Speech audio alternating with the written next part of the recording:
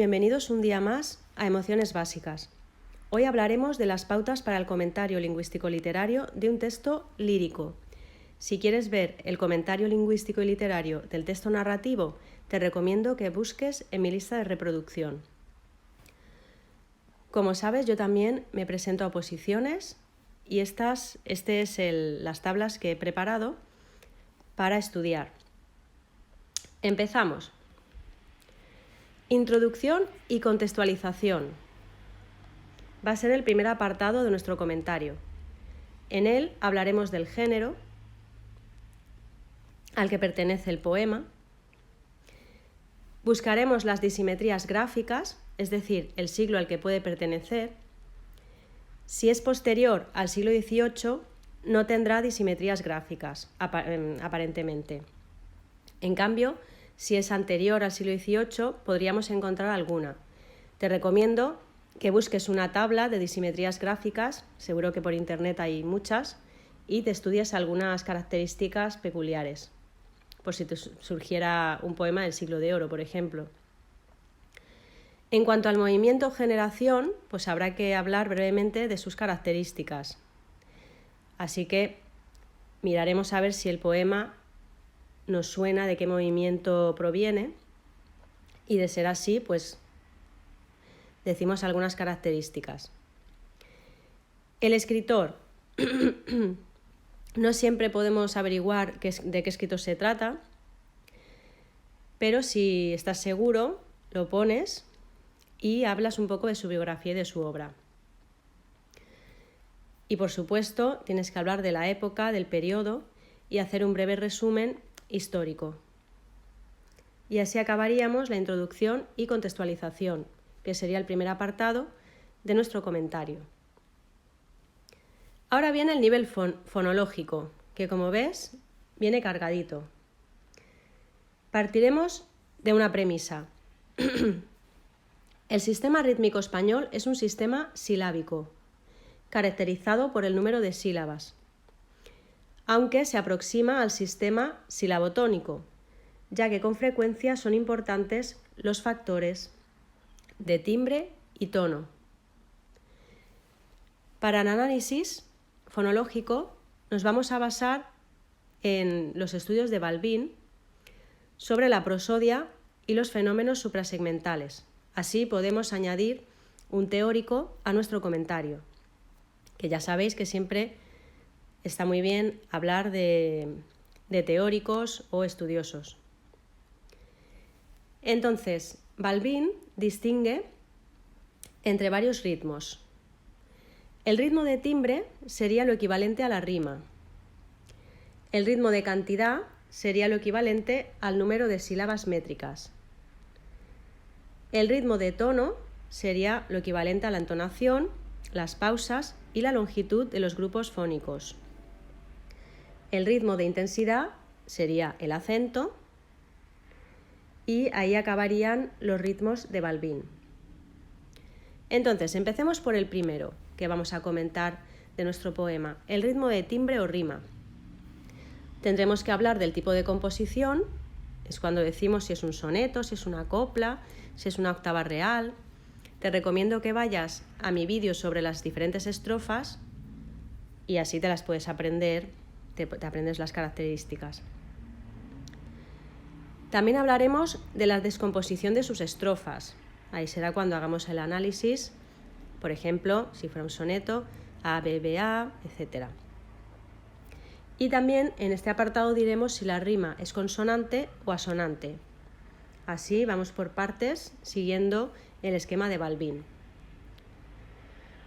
Vayamos ahora al ritmo de cantidad, es decir, el número de sílabas métricas. Sobre este tema podemos hablar del número de versos, el número de sílabas por verso y luego el tipo de verso. Es dodecasílabo, eneasílabo, alejandrino.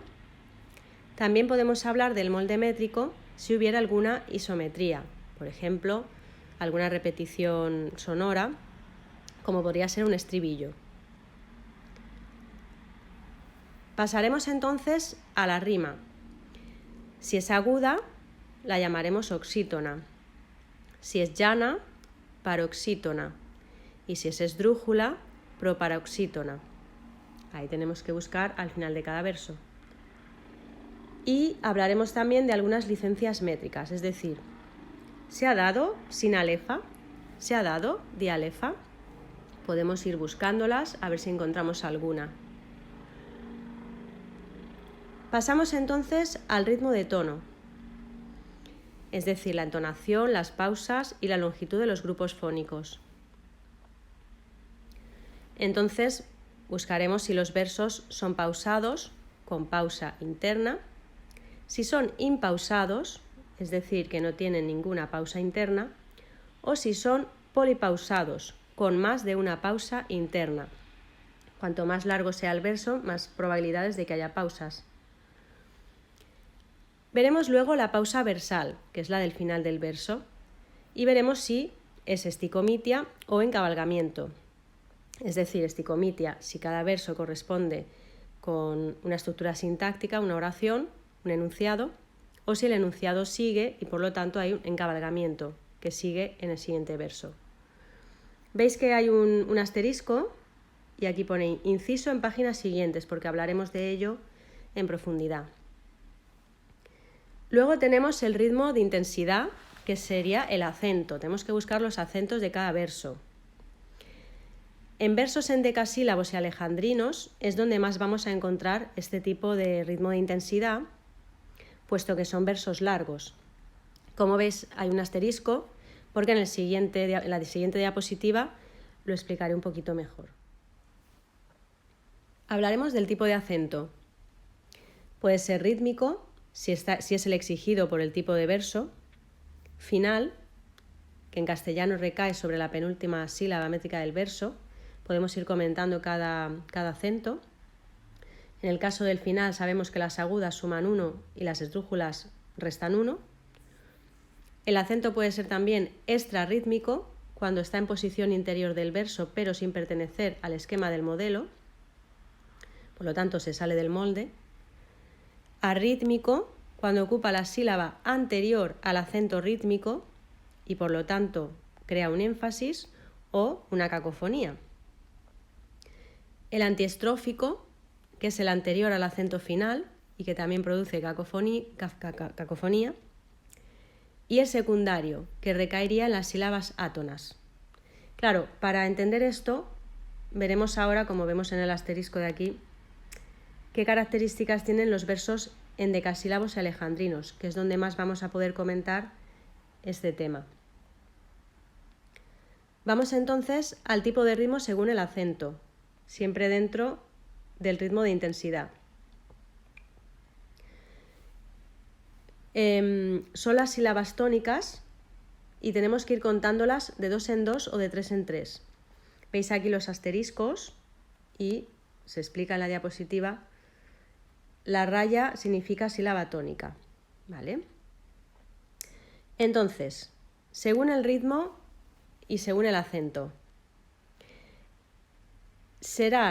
el verso será trocaico si el acento se da en las sílabas impares, por lo tanto tónica átona. El acento será yámbico si se da en las sílabas pares, por lo tanto átona, tónica, átona, tónica. Será dactílico, ya vemos que empezamos con los de 3 en 3, si el acento es tónica, átona, átona. Anfibráquico, si es átona, tónica, átona. Y anapéstico, si es átona, átona, tónica. Y ahí acabaríamos con el ritmo de intensidad. Luego podríamos hablar de otra serie de isotopías fonéticas que encontremos, como por ejemplo recursos como la aliteración o la similicadencia. Todo lo que sea repeticiones fonéticas, fonológicas o de sonidos. Y finalmente podríamos hablar de la entonación oracional, o la entonación del verso en este caso. Se trata de oraciones enunciativas, exclamativas, exhortativas, desiderativas. Podríamos añadir algo sobre el tema, por lo de la entonación. Y aquí acabaría el apartado nivel fonológico. Como veis, es un análisis muy complejo y muy completo. Pero bueno, se trata de ir aprendiéndose sobre todo la terminología, entendiendo lo que es y buscándolo en el poema. Vamos con las aclaraciones. Vamos con el ritmo del verso endecasílabo. Como veis, he aclarado aquí que cuando digo primero, segundo, lo que sea, es el lugar de la sílaba tónica en el verso. Entonces, para entender lo de los acentos. Estrofas en las que aparece el endecasílabo, la octava real, el soneto, los tercetos encadenados y la lira. Vayamos ahora con los tipos de endecasílabos. Serán propios el enfático, el heroico y el melódico. El enfático es el que tiene sílaba tónica en la primera y la sexta posición. El heroico tiene la sílaba tónica en la segunda y la sexta posición del verso. Y el melódico en la tercera sílaba y en la sexta sílaba del verso. Vamos con los impropios. Serían el sáfico, con sílaba tónica en la cuarta y octava sílaba, y el dactílico, en la cuarta y séptima sílaba tónica. O sea, son las sílabas tónicas del verso.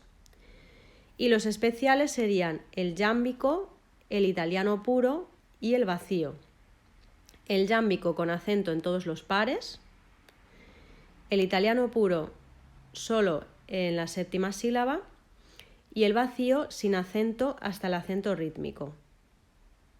Claro, aprendiéndonos esto, luego lo tendríamos que relacionar con el ritmo según el acento y ya veríamos cómo coinciden. Vamos entonces con el ritmo del verso alejandrino.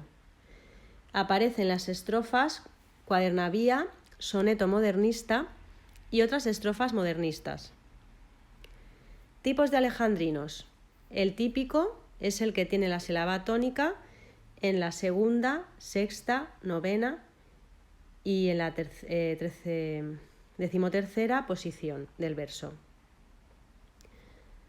Menos comunes.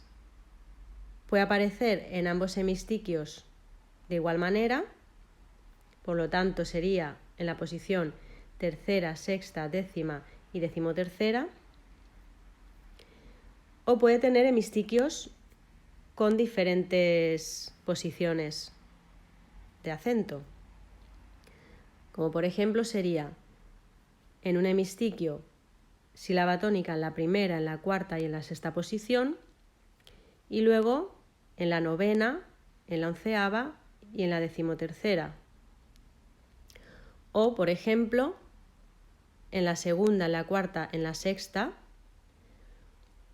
y en el siguiente hemistiquio en la segunda, en la cuarta y en la sexta. Y finalmente tendríamos los tridecasílabos sin sinalefa entre hemistiquios cuando el segundo hemistiquio empieza en vocal.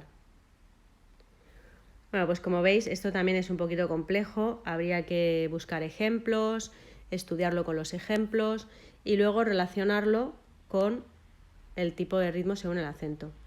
Yo lo que suelo hacer es aprenderme un ejemplo de memoria y entonces pues ya lo enlazas y es mucho más rápido.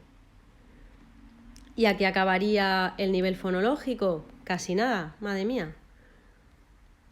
E iríamos al nivel morfosintáctico, que como veis es más ligerito, va menos cargadito. Categorías gramaticales.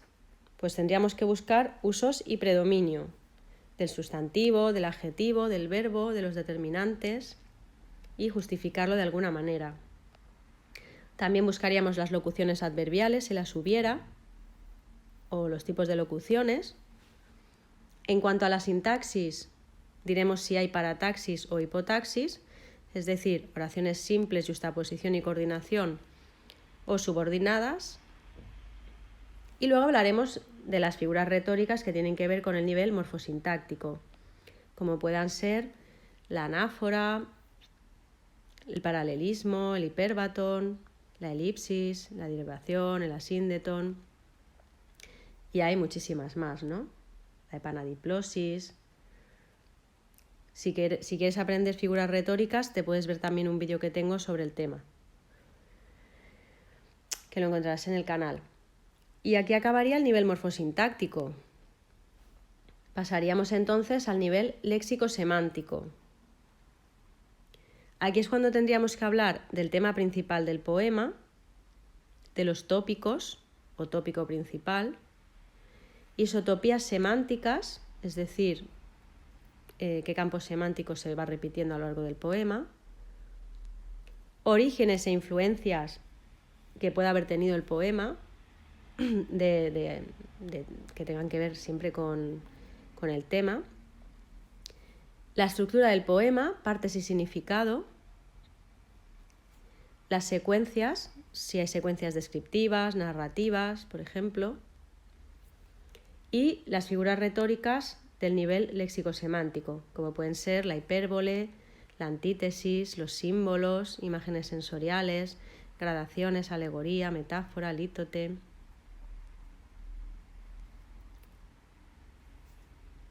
Y luego también podríamos hablar de la derivación, la composición, la parasíntesis o el uso de acrónimos dentro del poema, podríamos buscarlos. Y también si hay neologismos, cultismos, localismos, vulgarismos, arcaísmos. A ver qué es lo que encontramos en el poema, qué es lo que predomina y qué es lo que encontramos. Y aquí acabaría el nivel léxico-semántico. Pasaríamos entonces al último nivel, que es el pragmático, y partiríamos de la siguiente premisa. El discurso literario no se rige por los valores de la lógica, según Salvador Gutiérrez. El principio de la cooperación literaria es distinto a la pragmática lingüística. Se rige por los preceptos de la verosimilitud y la ficcionalidad. Como veis, es la misma premisa del comentario narrativo, que simplemente nos sitúa en un texto literario. Ahí entonces pasaríamos a hablar de la polifonía mencionando a Ducrot, que diferencia entre el yo real y el yo ficticio.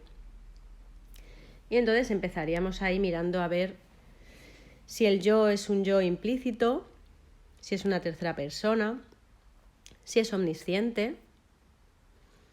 El tú se trata de un tú apóstrofe, un interlocutor plural, es individual, es reflexivo, se refiere al yo. A continuación podemos hablar del tú real, que sería el lector. ¿Qué pasaría si fuera una persona de la época? ¿Cómo interpretaría el poema? ¿Cómo lo interpreta un lector actual o un filólogo? ¿Cuál es la finalidad perlocutiva que pretende que hagamos? ¿Pretende despertar nuestra sensibilidad? ¿Persuadirnos de algo? También podemos preguntarnos por el lector modelo de Umberto Eco. Ese es aquel sensible a la poesía, al arte y a la belleza. ¿Cómo lo interpretaría un lector modelo? El contexto, momento en el que el lector se acerca al texto y lo actualiza con su lectura. Podríamos comentar este hecho. O la dimensión extratextual. Según Barthes, quien escribe no es quien existe. Comentar, a ver qué podemos analizar sobre eso. Y los tipos de deixis, si es temporal, espacial, si hay elementos anafóricos, catafóricos. A continuación podríamos hablar de la intertextualidad, mencionando a Julia Kristeva. Esa intertextualidad sería la presencia del texto en un espacio cultural del que toma prestados pues, ciertos matices, ciertas influencias, ciertos temas. Y luego también de las relaciones interartísticas, que serían las influencias que hay, que se pueden haber dado en este poema. Y de allí entonces pasaríamos a hablar, por ejemplo, de las similitudes con otras épocas literarias, otros textos u otros escritores, de las relaciones con hechos históricos del momento y de las similitudes con el uso del género en la época o en el movimiento al que pertenece. Y así acabaríamos el nivel pragmático. Nos quedaría simplemente hacer una conclusión o recapitulación de lo más destacado. Como veis, se trata de un comentario complejo, pero que da mucho juego y por lo tanto te puedes lucir más que en el texto narrativo. Pues nada, todo el mundo a estudiar, ánimo. Yo también tengo que estudiar, así que os acompaño en el sentimiento. Y bueno, hasta el próximo vídeo. Un saludito, chao.